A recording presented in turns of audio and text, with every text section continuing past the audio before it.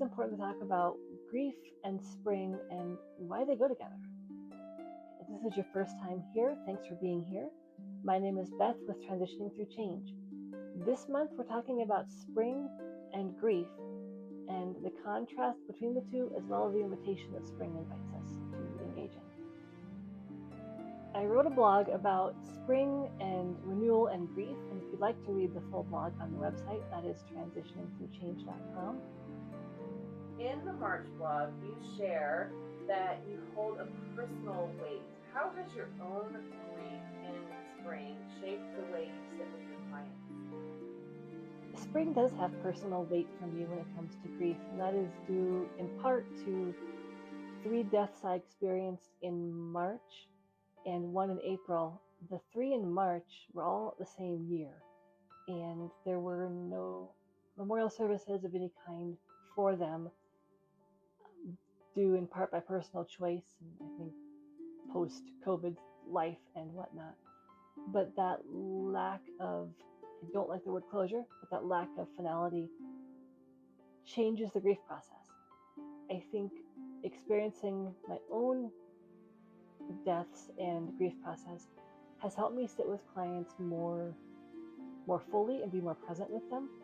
It's shown me how grief manifests in myself, but also in others, and allows me to, I feel like, more fully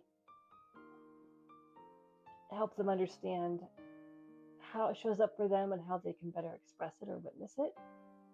And I think with spring in particular, it gives more of an emphasis on renewal, and that can be a really big challenge when we're grieving, to have that sense of renewal and new life when we're grieving.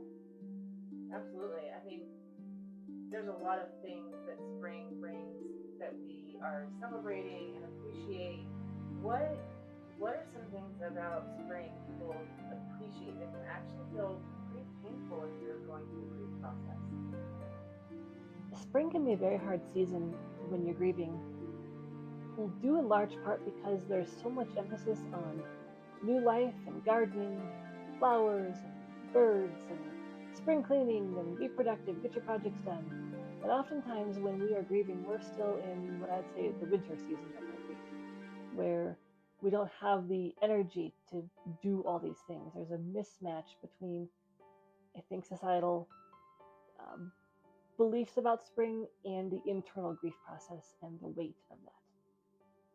Yeah, there's a lot of sensory triggers, right? Like the birds are chirping, the flowers are blooming. They can really activate your memory in a way that most people don't expect. Do you find that to be true?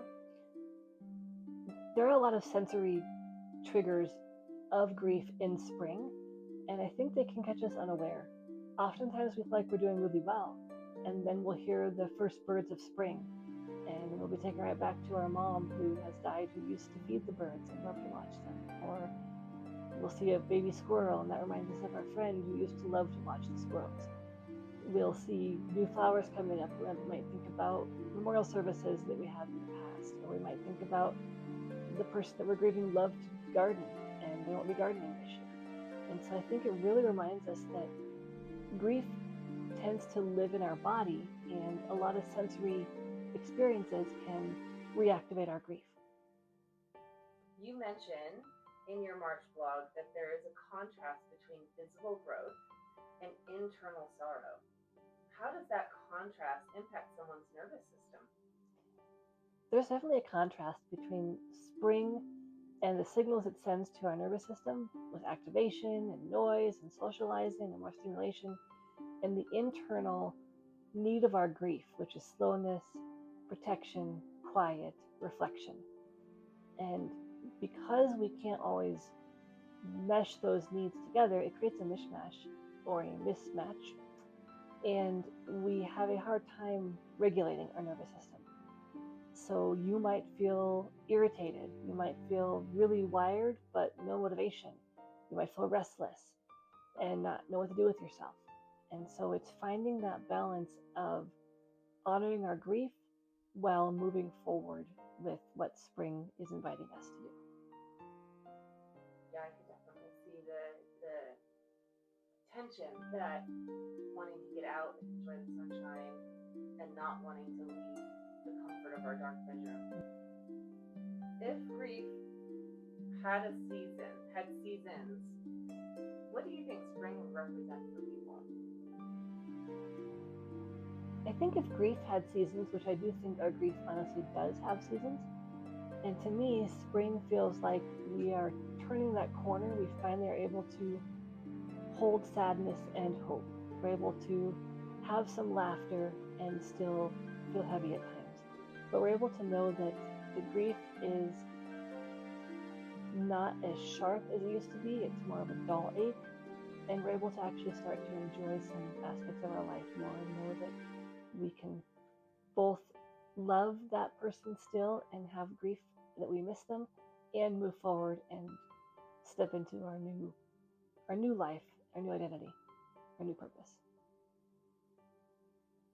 Beth, thank you so much for taking some time to sit and go over spring and grief. I think that you really touched on some really important parts, and I really especially appreciated the reframing of spring in our mind when we're going through grief and what it could maybe mean to us.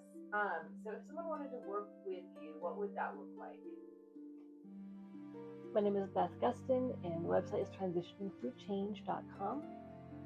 I work with adults 18 and over who are experiencing grief and or trauma, and I utilize a variety of modalities to help someone, including EMDR, which is eye movement desensitization and processing, and CBT, which is cognitive behavioral therapy.